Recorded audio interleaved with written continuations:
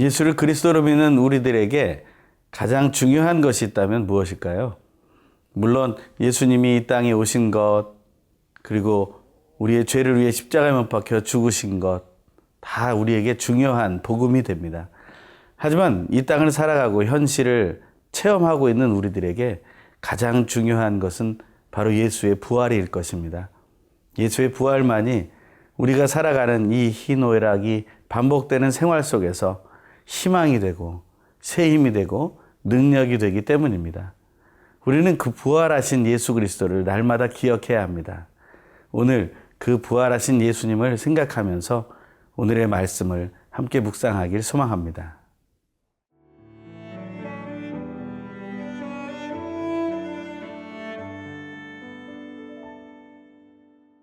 마가복음 9장 2절에서 13절 말씀입니다. 엿새 후에 예수께서 베드로와 야고보와 요한을 데리시고 따로 높은 산에 올라가셨더니 그들 앞에서 변형되사 그 옷이 광채가 나며 세상에서 빨래하는 자가 그렇게 희귀할 수 없을 만큼 매우 희어졌더라. 이에 엘리야가 모세와 함께 그들에게 나타나 예수와 더불어 말하거늘 베드로가 예수께 고하되 랍비여 우리가 여기 있는 것이 좋사오니 우리가 초막 셋을 짓되 하나는 주를 위하여 하나는 모세를 위하여 하나는 엘리야를 위하여 하사이다 하니 이는 그들이 몹시 무서워하므로 그가 무슨 말을 할지 알지 못함이더라. 마침 구름이 와서 그들을 덮으며 구름 속에서 소리가 나되 이는 내 사랑하는 아들이니 너희는 그의 말을 들으라 하는지라. 문득 둘러보니 아무도 보이지 아니하고 오직 예수와 자기들 뿐이었더라. 그들이 산에서 내려올 때에 예수께서 경고하시되 인자가 죽은 자 가운데서 살아날 때까지는 본 것을 아무에게도 이르지 말라 하시니 그들이 이 말씀을 마음에 두며 서로 문의하되 죽은 자 가운데서 살아나는 것이 무엇일까 하고 이에 예수께 묻자와 이르되 어찌하여 서기관들이 엘리야가 먼저 와야 하리라 하나이까. 이르시되 엘리야가 과연 먼저 와서 모든 것을 회복하거니와 어찌 인자에 대하여 기록하기를 많은 고난을 받고 멸시를 당하리라 하였느냐. 그러나 내가 너희에게 이르노니 엘리야가 왔을 때 기록된 바와 같이 사람들이 함부로 대우하였느니라 하시니라. 예수님의 공생애 속에서 예수님의 부활을 생각하게 하는 그런 사건이 있다면 어떤 것이 있을까요? 그것이 바로 오늘 본문에 나타나는 산에 올라가서 변형되는 그 사건입니다. 그 말씀을 함께 읽겠습니다. 2절과 3절의 말씀입니다. 엿새 후에 예수께서 베드로와 야고보와 요한을 데리시고 따로 높은 산에 올라가셨더니 그들 앞에서 변형되사 그 옷이 광채가 나며 세상에서 빨래하는 자가 그렇게 희게할 수 없을 만큼 매우 희어졌더라. 예수님께서 베드로와 야고보 요한과 함께 높은 산에 올라가셨는데 그곳에서 변형이 되셨다라고 말합니다. 여기서 어떻게 변형이 되신 것입니까? 색깔의 변화를 말하는 것이 아닙니다. 이것은 광채, 바로 빛으로 인해서 너무 환해져서 아무것도 볼 수 없을 정도가 되었다라는 것을 말하는 것입니다. 세상에서 빨래하는 어떤 사람이 빨아도 이렇게 희게할 수 없을 만큼의 그런 밝음이 예수님에게로부터 드러났다라는 것이죠. 부활의 모습은 바로 이 영광의 모습과 같은 것입니다. 그것을 우리는 이 사건을 통해서 한번 묵상하게 됩니다. 그런 변형된 예수님은 누구와 함께 나타나셨습니까? 4절의 말씀입니다. 이에 엘리야가 모세와 함께 그들에게 나타나 예수와 더불어 말하거늘. 예수님께서 엘리야와 모세와 함께 대화하고 계시는 것을 그들은 보았습니다. 엘리야와 모세는 무엇을 의미합니까? 엘리야는 예언자였고 모세는 하나님께 율법을 받은 자였습니다. 예언과 율법이라는 것의 공통점은 무엇입니까? 그것은 바로 하나님의 말씀을 받는다는 것입니다. 그리고 그것을 증거하고 전하는 것을 말하는 것입니다. 예언자의 말씀, 그리고 율법자의 말씀, 그 말씀들이 무엇을 의미합니까? 바로 그것은 하나님의 뜻을 의미합니다. 하나님의 뜻은 또한 무엇을 의미합니까? 그것은 또한 하나님의 마음을 의미하는 것입니다. 하나님의 말씀을 묵상하는 우리들에게 가장 중요한 것이 무엇입니까? 그것은 바로 하나님의 말씀을 듣는 것이고 하나님의 뜻을 알아내는 것입니다. 우리가 하나님의 뜻을 발견하기 위해 하나님이 주신 말씀을 읽고 또 읽고 묵상하고 또 묵상하는 것이 아니겠습니까? 그러면서 우리는 하나님의 뜻 안에 담겨져 있는 하나님의 마음을 발견하게 됩니다. 하나님의 마음을 발견한 그 믿음의 삶, 그것이 우리에게 이루어진다면 얼마나 아름답고 좋겠습니까? 또한 예수님께서 엘리야와 모세를 만나셨다는 것은 또 하나의 사건을 의미합니다. 그들은 이미 이 세상에 없는 자들입니다. 어떤 이들은 그들이 죽었다고 말하는 것이죠. 엘리야는 불병거를 타고 올라갔고 모세는 느보산에서 죽었다고 하지만 무덤을 찾을 수는 없습니다. 하지만 그 모세와 엘리야가 예수와 함께 있다라는 것이죠. 그것은 다시 말하면 하나님께서 약속하신 다시 살리시겠다라는 그 약속을 이루신다는 것을 보여주신다는 것이죠. 진정한 예수 외에 또 하나님의 사람들의 부활의 예표를 말하고 있다는 것입니다. 그것을 보고 이 제자들은 어떻게 반응을 하겠습니까? 그들의 반응에 대해 우리는 5절과 6절의 말씀을 통해 알 수 있습니다.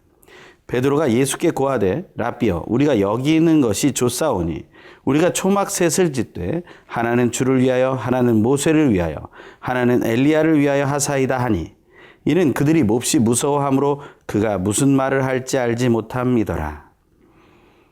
베드로와 야고보 요한은 매우 무서워했다라고 말합니다. 그 놀라운 변형의 광경은 실로 두렵게 만들었을 것입니다. 그래서 그들은 어떻게 할지 알지 못하는 마음으로 말하게 됩니다. 그 말은 사실은 그렇게 바른 소리는 아닙니다. 여기에 초막을 짓는 것이 좋겠습니다. 하지만 우리는 하나님의 말씀을 묵상하는 사람으로서 하나님의 말씀 묵상하여 하나님의 뜻을 알고 하나님의 마음을 알게 되기까지 우리가 예수 그리스도를 알고 깨닫게 된다면 우리는 우리가 알고 있는 이 말씀 속에서 이 말씀 묵상하는 이 하루의 삶 속에 머물러 있기를 원하는 그러한 고백을 드릴 수 있을 것입니다. 우리는 그래서 지혜로운 고백을 할 수 있습니다. 하나님, 내가 하나님 말씀 속에 머물면서 이곳에서 하나님의 마음을 품고 하나님의 뜻을 살며 살아가게 하여 주시옵소서. 우리 그러한 기도의 고백을 하게 된다면 우리는 하나님께서 기뻐하시는 하루를 살게 될 것입니다.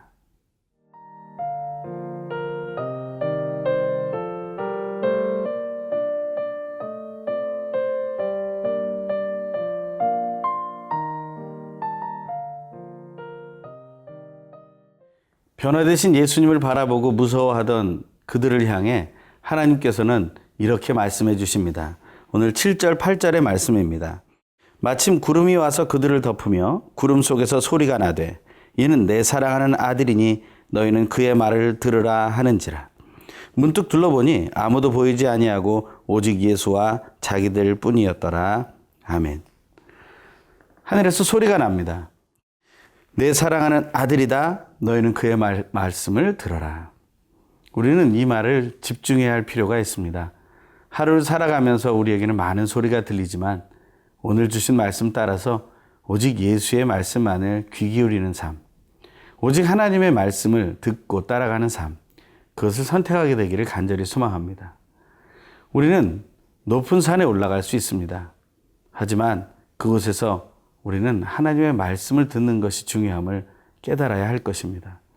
높은 산에 올라가 놀라운 기적을 보는 것이 우리에게 중요한 것이 아니라 정말 우리의 삶 속에 어디에 있든지 무엇을 하든지 우리에게 늘 말씀하시는 하나님을 우리가 귀하게 여기며 그 말씀을 받아들이고 누리는 것이 중요하다는 것입니다. 저 여러분 안에 그 하나님의 말씀이 오늘도 풍성히 임하기를 간절히 소망합니다. 오늘 본문에는 그 산에 올라갔던 상황에서 다시 내려오면서 예수님께서 하셨던 말씀이 있는 것을 기록하고 있습니다. 9절의 말씀입니다. 그들이 산에서 내려올 때 예수께서 경고하시되 인자가 죽은 자 가운데서 살아날 때까지는 본 것을 아무에게도 이르지 말라 하시니. 산에서 내려오는 가운데 예수님께서는 이 현실 상황으로 돌아오기 전에 경고하시는 것을 봅니다. 오늘 이것을 본 것을 아무에게도 얘기하지 마라. 이것은 무엇을 의미합니까? 하나님께서 받으실 그 영광, 그 예수께서 받으실 그 영광을 우리가 쉽게 말하면 안 된다는 것입니다. 부활은 우리가 소망해야 할 것입니다. 하지만 우리가 이 땅에서 이루려고 하는 것이어서는 안 됩니다.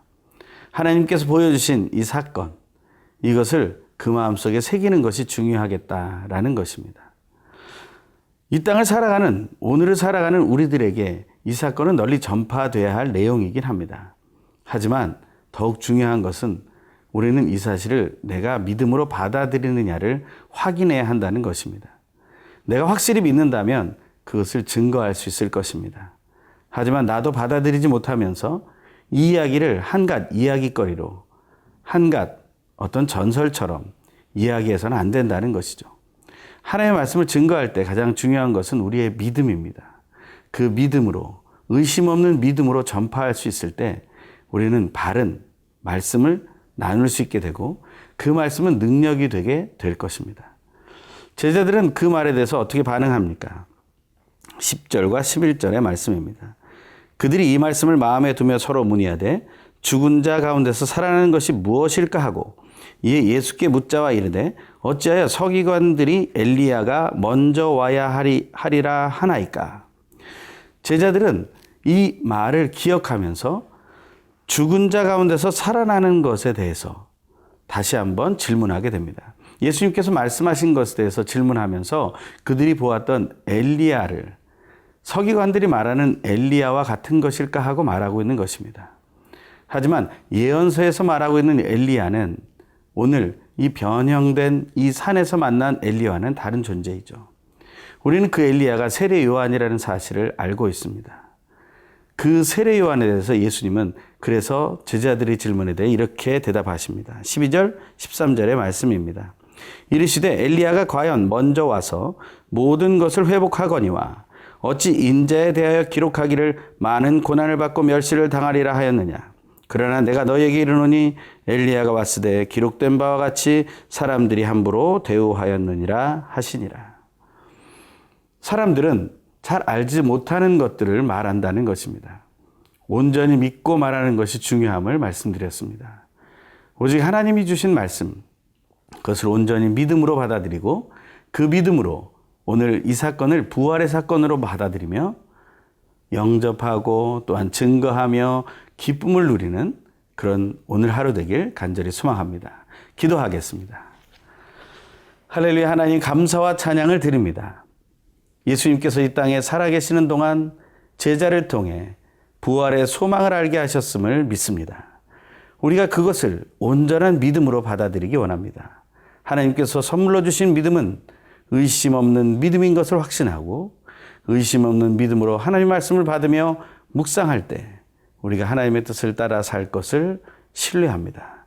오직 우리에게 그 믿음을 누리게 하여 주시옵소서.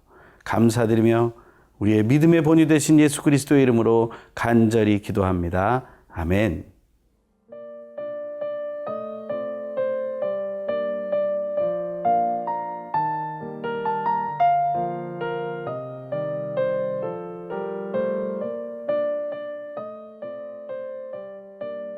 이 프로그램은 시청자 여러분의 소중한 후원으로 제작됩니다.